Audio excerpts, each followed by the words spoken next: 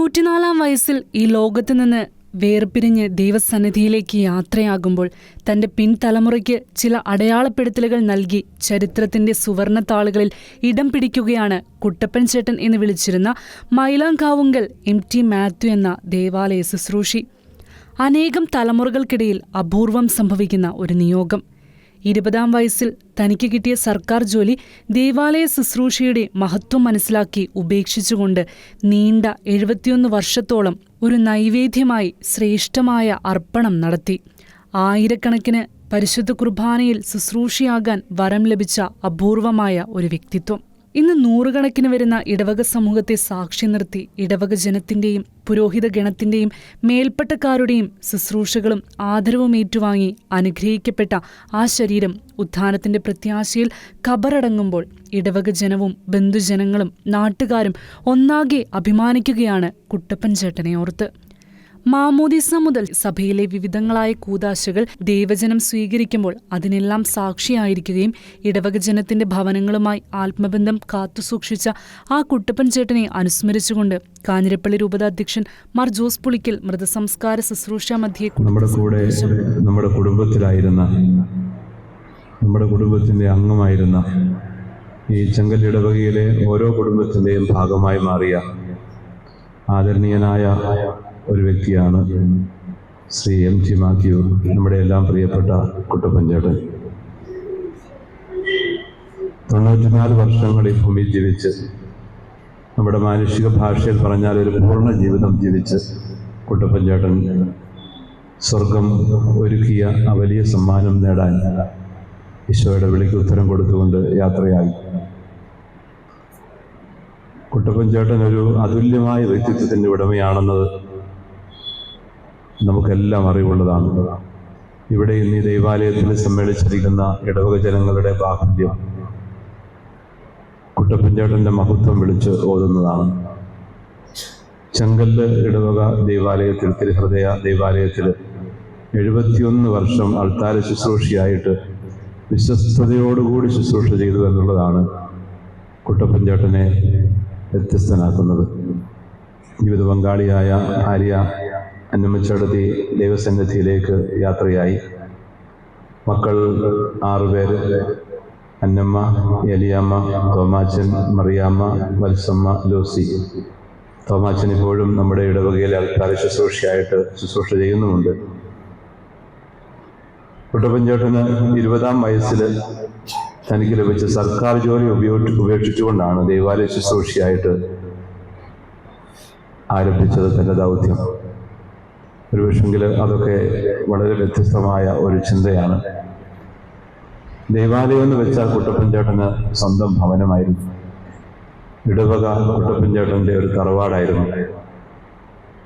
അങ്ങനെ എല്ലാ മനുഷ്യരുടെയും ഹൃദയങ്ങളിലേക്ക് ഇടം നേടിയ ഒരു മനുഷ്യൻ. ഈ ഇടവകയിലെ ഒരു വീട് പോലും പല പ്രാവശ്യം കുട്ടപ്പൻ ചേട്ടൻ സന്ദർശിക്കാത്തതായിട്ട് കാണില്ല. വികാരിച്ചന്മാരോടൊപ്പം ഭവന സന്ദർശനത്തിന് പല സമയത്തായിട്ട് കുടുംബത്തിലെ വെഞ്ചരിപ്പിനും മറ്റു കാര്യങ്ങൾക്കൊക്കെ ആയിട്ട് വരുമ്പോൾ കുട്ടപ്പൻ ചേട്ടൻ കൂടെ ഉണ്ടായിരിക്കും. നമ്മുടെയൊക്കെ വീടുകളിൽ നിന്ന് മാമോദീസ മുതൽ അങ്ങോട്ടുള്ള എല്ലാ കൂദാശകൾക്കും പരികർമ്മിയായിട്ട്, സഹായിയായിട്ട്, അൾത്താര ശുശ്രൂഷയായിട്ട് കൂദാശ പരികർമ്മ വേളയിൽ കുട്ടപ്പൻ ചേട്ടൻ്റെ സാന്നിധ്യമുണ്ടായിരുന്നു. നമ്മളെല്ലാ ദിവസവും പരിശുദ്ധ കുർബാന അർപ്പിക്കാനെത്തുമ്പോൾ കുട്ടപ്പൻ ചേട്ടനെ അവിടെ ആൾത്താരയിൽ കാണാറുണ്ട്. ദൈവാലയത്തിലെത്തി എല്ലാം ഒരുക്കിയ ശേഷം ദീർഘമായിട്ട് പ്രാർത്ഥിച്ചിരുന്ന ഒരു മനുഷ്യനാണ് അദ്ദേഹം എന്നത് വളരെ അഭിമാനത്തോടുകൂടി ഞാൻ പറയാൻ ആഗ്രഹിക്കുകയാണ്. ആൾത്താര ശുശ്രൂഷികളായിട്ടുള്ള എല്ലാവർക്കും അത്രയൊന്നും സാധിക്കാറില്ല സാധാരണഗതിയിൽ. എല്ലാ ദിവസവും പതിറ്റാണ്ടുകളായിട്ട് ഈ 3:30 മണിക്ക് എഴുന്നേറ്റ് ദൈവാലയത്തിലെത്തി എല്ലാം അതിൻ്റെ പൂർണ്ണതയിൽ ചിട്ടപ്പെടുത്തി പരിശുദ്ധ കുർബാനയ്ക്ക് ഒരുക്കിയതിനു ശേഷം കുട്ടപ്പൻ ചേട്ടൻ ദീർഘനേരം കുർബാന വരെയുള്ള സമയം ആ ദൈവാലയത്തിൽ പ്രാർത്ഥിക്കുമായിരുന്നു. കുർബാനയും ബൈബിൾ ഭാഗങ്ങളുമെല്ലാം കുട്ടപ്പൻ ചേട്ടന് മനഃപ്പാഠമായിരുന്നു എന്ന് പറയേണ്ടി വരും. എല്ലാവരുടെയും സ്നേഹത്തിൽ ചേർന്ന് നിന്ന് പോയ, എല്ലാവരോടും സൗഹൃദമുള്ളൊരു മനുഷ്യൻ. കുട്ടപ്പൻ ചേട്ടനെ കുറിച്ച് പറയുന്ന മറ്റൊരു വലിയ സുഹൃതമാണ് ഒരു മനുഷ്യൻ്റെയും കുറ്റം പറയാത്ത ഒരാൾ. ആരെയും കുറ്റപ്പെടുത്താൻ അദ്ദേഹത്തിന് നാവുകളില്ല. എല്ലാവരെക്കുറിച്ചും നല്ലത് ചിന്തിച്ചും നല്ലത് പറഞ്ഞും നന്മയുടെ സാന്നിധ്യമായിട്ടുമൊക്കെ കുട്ടപ്പൻ ചേട്ടൻ ഉണ്ടായിരുന്നു. കുട്ടപ്പൻ ചേട്ടൻ്റെ സഹോദരങ്ങൾ, പ്രിയപ്പെട്ട സഹോദരി ഉൾപ്പെടെ എല്ലാവരെയും ഞാൻ സ്നേഹത്തോടുകൂടി ഓർക്കുന്നു. വൈദികർക്കെന്നും സഹായിയും കൈത്താങ്ങുമായിരുന്നു. സുറിയാനി കുർബാനയ്ക്കൊക്കെ കുട്ടപ്പൻ ചേട്ടൻ കൂടുമായിരുന്നു. പോൾ വടക്കത്തച്ഛൻ്റെയൊക്കെ കൂടെ അച്ഛൻ്റെ സഹപാഠി കൂടിയാണ് കുട്ടപ്പൻ ചേട്ടൻ എന്ന് ഞാൻ സ്നേഹത്തോടെ ഓർക്കുകയാണ്. എനിക്ക് പ്രിയപ്പെട്ട ഈ കുട്ടപ്പൻ ചേട്ടനെ കുറിച്ച് ചിന്തിക്കുമ്പോൾ എൻ്റെ മനസ്സിൽ ഉള്ള ഒരു വചനഭാഗം വിശ്വസ്തതയുള്ള കാര്യസ്ഥൻ എന്ന് കർത്താവ് പറയുന്ന ഒരു ഉപമയാണ്. ജീവിതാന്ത്യത്തിൽ കണക്കെടുക്കുവാൻ വേണ്ടി വരുമ്പോൾ, അല്ലെങ്കിൽ നിത്യതയെക്കുറിച്ച് കർത്താവ് പഠിപ്പിക്കുന്ന സന്ദർഭത്തിൽ കാര്യസ്ഥതയുടെ കണക്ക് ചോദിക്കുമ്പോൾ കണക്ക് വിശ്വസ്തയോടുകൂടി കൊടുക്കാൻ എപ്പോഴും ഒരുക്കത്തോടുകൂടി ഇരിക്കുന്ന കാര്യസ്ഥൻ ആര്? അയാൾ ഭാഗ്യവാൻ. യജമാനൻ അരമുറുക്കി അയാളെ പരിചരിക്കും, അയാളെ വിരുന്നിനിരുത്തും എന്ന് പറയുന്നു. നിത്യസമ്മാനത്തിലെ സ്വർഗീയ വിരുന്നിനെ സൂചിപ്പിക്കുന്ന ഒരു ഭാഗമാണത്. കാര്യസ്ഥൻ തന്നിഷ്ടം പോലെ പെരുമാറുകയും മറ്റു ദാസ്യദാസന്മാരോട് തോന്നിവാസം പോലെ ഇടപെടുകയും ചെയ്യുന്നതിനെക്കുറിച്ചും ആ ഉപമയിൽ ഈശോ പറയുന്നുണ്ട്. അങ്ങനെയുള്ളവർ ശിക്ഷാർഹരായി തീരുമെന്നും. നമ്മളെല്ലാം ഏതെങ്കിലും തരത്തിൽ ഈ കാര്യസ്ഥതയുടെ കണക്ക് കൊടുക്കാൻ കടപ്പെട്ടവരാണ്.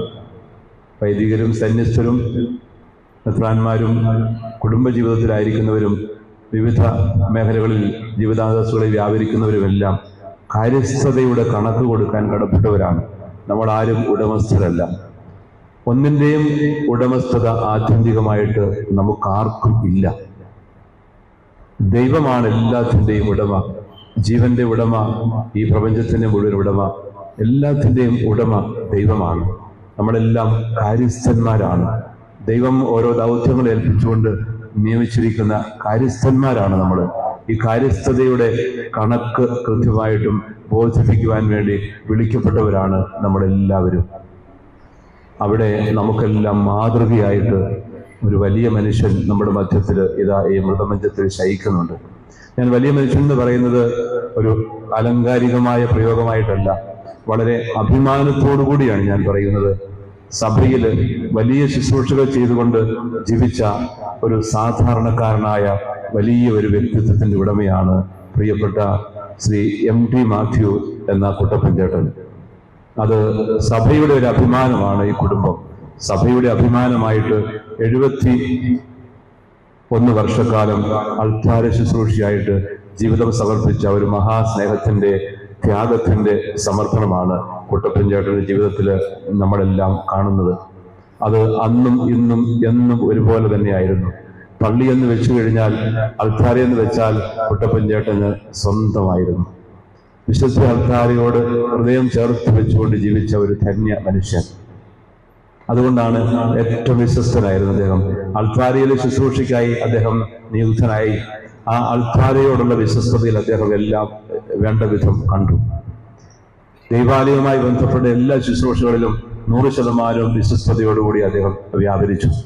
തനിക്ക് ഒരുപക്ഷെ ലാഭകരമായിട്ട് സാമ്പത്തിക നേട്ടമൊക്കെ ഉണ്ടാക്കാൻ കൂടുതൽ സാധ്യതയുള്ള ജോലി സാധ്യതകൾ പോലും ഉപേക്ഷിച്ചിട്ട്, 20-ാം വയസ്സിൽ ലഭിച്ച ഒരു ഗവൺമെന്റ് ജോലി പോലും ഉപേക്ഷിച്ചിട്ട്, എനിക്ക് എൻ്റെ കർത്താവിൻ്റെ അൾത്താരയും ദൈവാലയവും മതി എന്ന് പറഞ്ഞുകൊണ്ട് ഇറങ്ങിത്തിരിച്ച ഒരു മനുഷ്യന്റെ ജീവിതത്തിന്റെ ഏറ്റവും ശുഭകരമായ ഭാഗ്യപ്പെട്ട അന്ത്യത്തിനാണ് നമ്മൾ സാക്ഷ്യം വഹിക്കുന്നത്.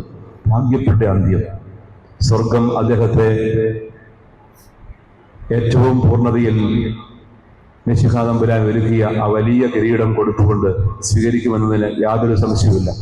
എത്രയോ ആളുകളെ അന്ത്യയാത്രയിൽ വികാരിച്ചന്മാരോട് ചേർന്ന് അനുധാവനം ചെയ്തുകൊണ്ട് സിമിത്തേരിയിലേക്ക് നയിച്ച ഒരു മനുഷ്യനാണ് ഇപ്പോൾ ഈ മൃതമഞ്ചത്തിൽ ശയിക്കുന്നത്. എത്രയോ ആളുകൾക്ക് വേണ്ടി ധൂപാർപ്പണം നടത്തുന്നതിന് വേണ്ടി ആ ധൂപമെടുത്തുകൊണ്ട് കൂടെ പോയ ഒരാളാണ് കുട്ടപ്പൻ ചേട്ടൻ. എത്രയോ ഇടവക ജനങ്ങളെ അദ്ദേഹം അവസാന നിമിഷങ്ങളിൽ അനുയാത്ര ചെയ്തിട്ടുണ്ട്. അന്ത്യനാളുകൾക്ക് കാവലിരിക്കുവാൻ വേണ്ടി, അന്ത്യനാളുകളിൽ പ്രാർത്ഥന ചൊല്ലാൻ വേണ്ടി എത്രയോ വ്യക്തികളുടെ അടുക്കല് കുട്ടപ്പൻ ചേട്ടൻ എത്തിയിട്ടുണ്ട്. അത് ആയിരങ്ങളുടെ ആയിരിക്കും.